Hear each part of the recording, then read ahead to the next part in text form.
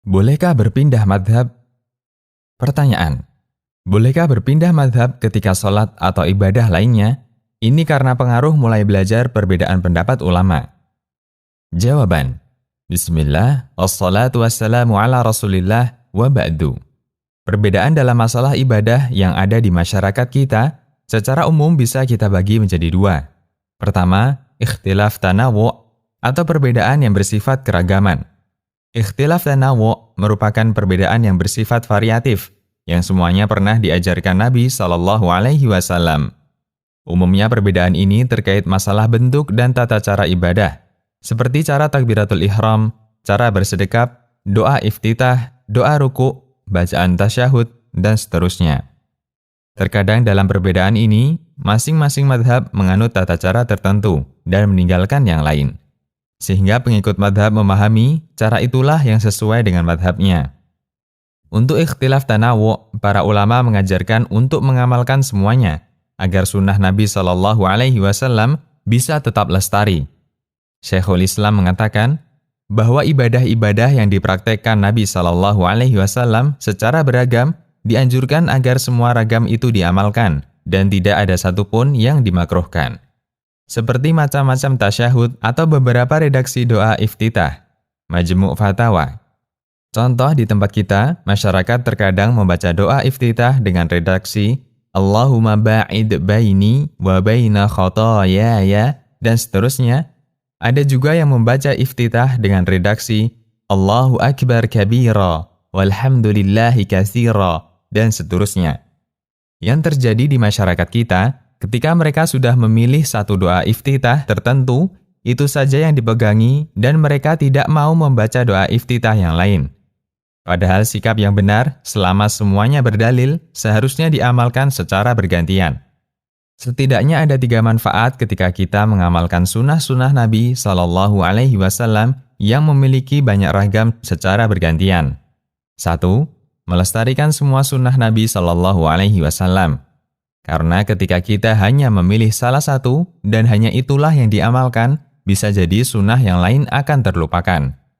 2. Mempraktekkan semua yang pernah dipraktekkan Nabi SAW.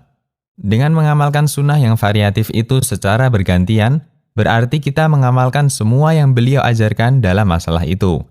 3. Menghindari potensi konflik. Ketika masing-masing kelompok hanya mengambil salah satu sunnah tertentu, muncul anggapan di masyarakat bahwa masing-masing kelompok memiliki ajaran yang berbeda. Seperti di tempat kita, kalimat tasyahud, at-tahiyatu lillah, was-salawatu wat-thayyibat, dan seterusnya, diklaim sebagai tasyahudnya organisasi tertentu. Sementara kalimat tasyahud, at-tahiyatul mubarakatus salawatu thayyibatu lillah, diklaim sebagai tasyahudnya organisasi yang lain. Padahal keduanya diajarkan Nabi SAW. Kedua, ikhtilaf tadad, yaitu perbedaan yang saling bertentangan. Itulah perbedaan antara madhab, di mana antara satu pendapat dengan pendapat yang lain saling bertentangan, sehingga tidak bisa digabungkan. Misalnya, apakah menyentuh wanita membatalkan wudhu ataukah tidak? Ada khilaf di antara ulama dalam masalah ini. 1. Syafi'iyah menyatakan menyentuh wanita yang bukan mahram membatalkan wudhu. 2. Hanafiyah menyatakan menyentuh wanita tidak membatalkan wudhu secara mutlak. 3. Hambali dan Malikiyah menyatakan menyentuh wanita membatalkan wudhu jika diiringi dengan syahwat, dan jika tanpa syahwat tidak batal wudhu. Dan ketiga pendapat ini saling bertentangan dan tidak mungkin dikompromikan. Contoh yang lain mengenai mengeraskan basmalah ketika sholat jahriyah. 1.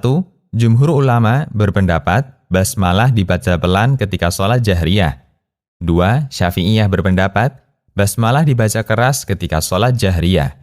Dan kedua pendapat ini saling bertentangan sehingga tidak mungkin dikompromikan. Yang perlu kita pahami bahwa semua perbedaan ini berangkat dari upaya mereka melakukan ijtihad. Selanjutnya, yang menjadi pertanyaan, apakah semua ijtihad ini benar, ataukah kebenaran hanya satu? Bedakan dua hal berikut, benar dari sisi usaha dan benar dari sisi hasil usaha. Para ulama diperintahkan untuk berusaha mempelajari Al-Quran dan Sunnah, dalam rangka menggali kebenaran yang ada di dalamnya. Mereka berusaha mengedepankan semangat takwa agar bisa menyimpulkan keterangan yang ada dengan benar.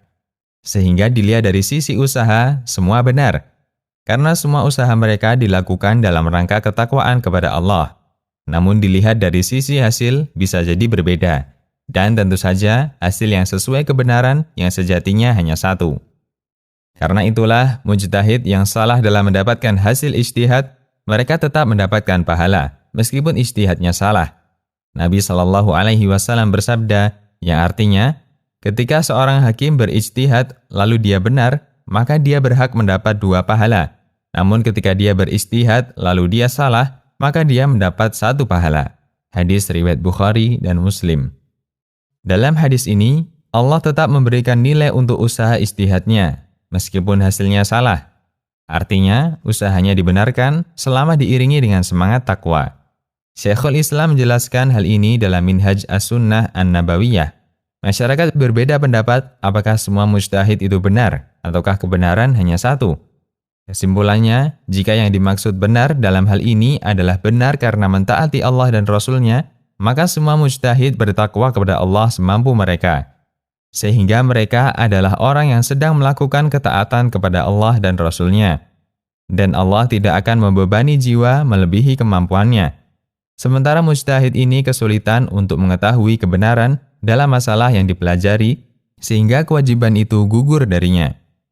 Beliau melanjutkan, jika yang dimaksud benar dalam hal ini adalah orang yang mengetahui hukum Allah untuk kasus yang dipelajari, maka mujtahid yang benar hanya satu. Karena kebenaran dalam setiap perkara hanya satu. Minhaj As-Sunnah An-Nabawiyah. Kebenaran itu datang dari Allah, sehingga tidak mungkin kebenaran itu saling bertentangan antara satu dengan yang lain. Karena wahyu Allah tidak mungkin saling bertentangan. Dan bagian dari usaha bertakwa kepada Allah dalam masalah khilafiyah adalah berusaha mencari pendapat yang lebih mendekati kebenaran dengan diiringi semangat takwa sesuai kemampuannya. Selanjutnya, bolehkah kita pindah madhab dalam satu amalan tertentu?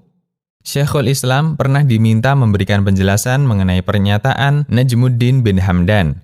Siapa yang telah komitmen dengan madhab tertentu, dia tidak boleh bertindak menyalahi madhabnya tanpa dalil, atau taklid kepada madhab lain atau udzur lainnya. Jawaban Syekhul Islam, ada 2 makna dari pernyataan ini. Pertama, bahwa orang yang komitmen dengan madhab tertentu, kemudian dia melakukan amalan yang bertentangan dengan madhab itu, bukan karena taklid kepada ulama lain yang mengajarnya, atau kesimpulan dari dalil yang bertentangan dengan madhabnya, dan tidak ada udzur syar'i yang membolehkan untuk meninggalkan komitmen dia, berarti orang ini hanya mengikuti hawa nafsu, beramal tanpa ijtihad atau taklid kepada ulama, melakukan yang haram tanpa udzur syar'i, sehingga orang ini melakukan kemungkaran. Inilah makna pernyataan Syekh Najmuddin. Imam Ahmad dan yang lainnya menegaskan bahwa siapapun tidak boleh meyakini sesuatu yang wajib atau haram, kemudian dia tiba-tiba meyakini itu bukan wajib atau haram hanya karena hawa nafsunya. Beliau melanjutkan, namun ketika orang itu mengetahui pendapat A lebih kuat dibandingkan pendapat B, baik berdasarkan dalil yang lebih rinci yang dia ketahui, atau dia melihat ada orang yang lebih paham dalam masalah ini, dan dia lebih bertakwa kepada Allah terhadap apa yang dia ucapkan, lalu dia meninggalkan pendapat madhabnya dan beralih ke pendapat yang lain karena alasan di atas, maka dibolehkan, bahkan wajib. Imam Ahmad telah menegaskan hal ini.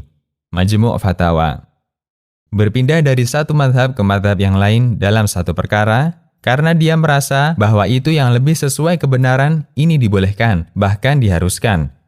Karena kebenaran tidak berpihak kepada madhab tertentu, namun kebenaran berpihak kepada orang yang pendapatnya lebih mendekati dalil. Demikian, Allahu a'lam.